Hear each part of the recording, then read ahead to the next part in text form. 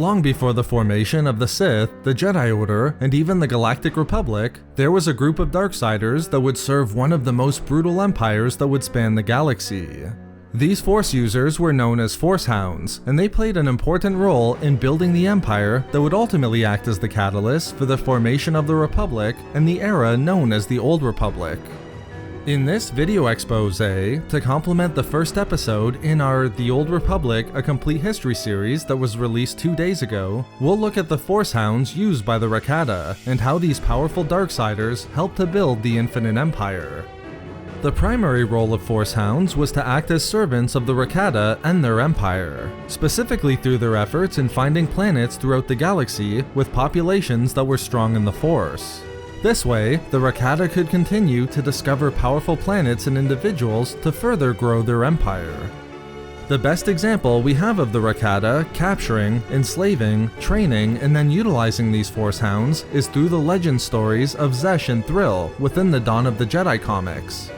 When still only a child, Zesh was captured and enslaved by the Rakata who conquered his homeworld.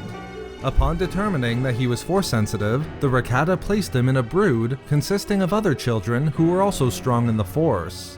He was then branded with tattoos that covered his face, arms, and back of the letter Zesh in Arabesh, thereby granting him his new name. Zesh experienced numerous hardships on his path to becoming a Force Hound, not just from his Rakata masters, but also from the other children within his brood. The leader of his brood, a larger and older child named Yurt, would attack Zesh. That is, until he was defended by a fellow slave named Trill. This act would create a powerful friendship between the two, as Zesh and Thrill made a blood oath to protect each other. The years that followed for Zesh demonstrate just how the Rakata brutally inflicted their cruelty upon these slaves, to determine which of them were worthy to join the ranks of their Force Hounds. Like the rest of the brood, Zesh was placed within machines that were specifically designed to draw upon the force strength of these slaves, which would then be used to power the fleet of the Infinite Empire. But the process also had an additional feature for these potential Force Hounds. The hatred, pain, and anger felt by those locked within the machines allowed them to tap into the power of the dark side. For Force Hounds like Zesh, the process also left them completely stripped of their ability to experience empathy, love, and compassion.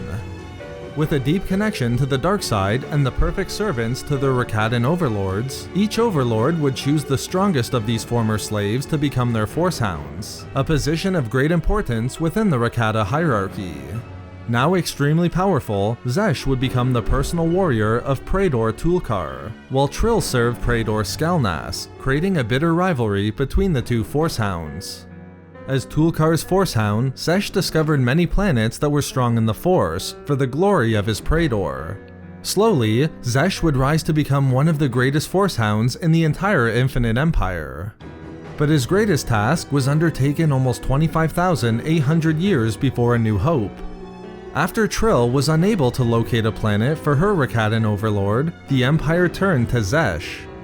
This was none other than the planet of Tython, hidden within the deep core of the galaxy. But yet, Zesh was able to see it, to feel the Force radiating from it, through the combined Force signature of the planet itself, but also the growing Jedi Order who called Tython their home. Zesh would ultimately find Tython for his Rakatan overlords, but after the Rakata starship exploded and crash-landed upon Tython, Zesh would find himself as the only survivor against an entire order of Force sensitives, trained not solely in the dark side like him, but in a balance between the light and dark. While this connection to the light made them instant enemies in the eyes of Zesh, the Jedi approach to the Force also taught him something that he'd been missing in his own life since childhood: trust in others, empathy, and love.